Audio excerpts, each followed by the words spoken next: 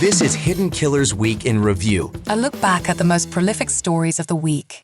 You're listening to the Hidden Killers podcast with Tony Brueski. Featuring attorney, guest, and former felony prosecutor Eric Fadis. Maddie, Soto, we've been talking about this case pretty heavily because it's so enraging, especially if you're a parent or have any little ones in your life. Florida prosecutors announced just the other day 60 new criminal sex abuse charges against Stefan Stearns. This is the boyfriend of the mother of Madeline Soto. He was living with them. They were all sharing the same bedroom, allegedly, as well.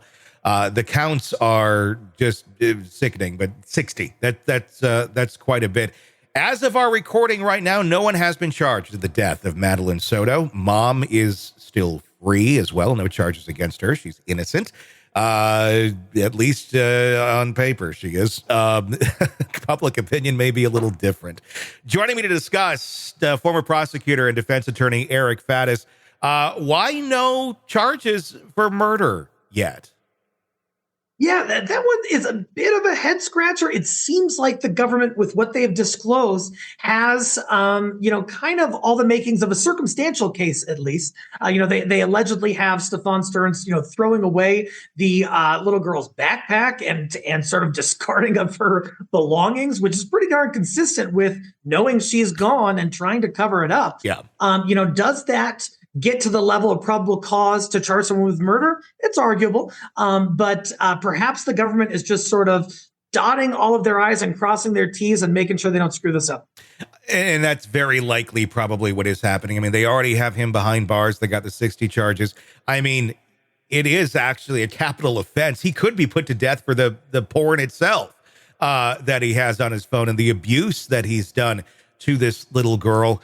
Mom, though, she's not speaking anymore. Obviously, she's lawyered up, which is probably a good idea. What was the downfall here with them? I mean, it's a case that we all have our eyes on, I think, because they started talking. They started acting really weird while they were talking, and very, very suspicious. Had they just shut up, do you think there'd be this much attention on this case right now? I think the Sotos, and especially the mom, didn't do themselves any favors, but by subjecting themselves to public interviews and that kind of thing. And in doing so, the mom really made some inconsistent statements and some statements that just can't be true based on some of the objective evidence.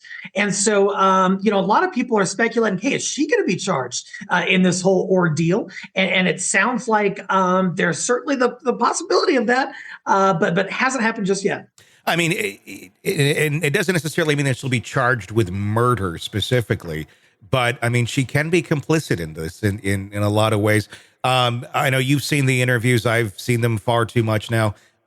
It's one of those where, at least what I've been getting out of it is, this isn't new news to her.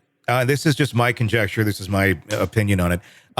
When she's talking to the reporters, because she's discussing her daughter being missing and feeling like somebody took her, as if, she's, going to go order a footlong from Subway. There's no emotion there about any of it. And it just kind of makes me wonder, well, how long ago did you make your peace with the abuse of your daughter? Because obviously that's what happened, number one, before there was a murder. We have 2 years of evidence of footage from their apartment of Stefan Stearns sexually abusing this little girl.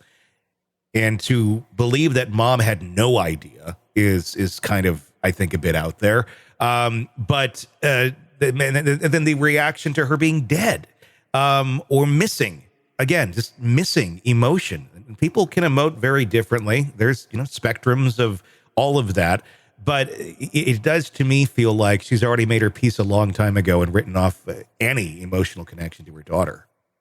Yeah, Tony, I mean, I'm no psychologist, but I've watched those interviews too. And I've got to agree in the sense that her demeanor is just so unlike what we would expect a mother whose daughter is legitimately missing and she had nothing to do with it. Mm-hmm. It almost looks, in just my personal opinion, reviewing her demeanor, like she's like kind of holding something back and trying to ensure that the interviewer doesn't get too close to some incriminating information she may have. Now, I don't know if that's accurate, but that was just my take on watching her try to answer these questions. And with the development of all of these new charges coming, it just strains credulity to think that she had no clue that that stuff was going on inside her very own home. In one of the interviews, she says, I don't know how much I can say. No one's telling you can't say anything. Right now, we need you to say everything that you know, so we can try and find your missing daughter. At least that's the mindset. Who would be holding one back from saying anything? I can't imagine the investigators said, don't talk. Yeah, there are typically no restrictions on, certainly no legal restrictions on a person being able to talk with the media and find her missing daughter at the time. And so that comment was curious to me as well.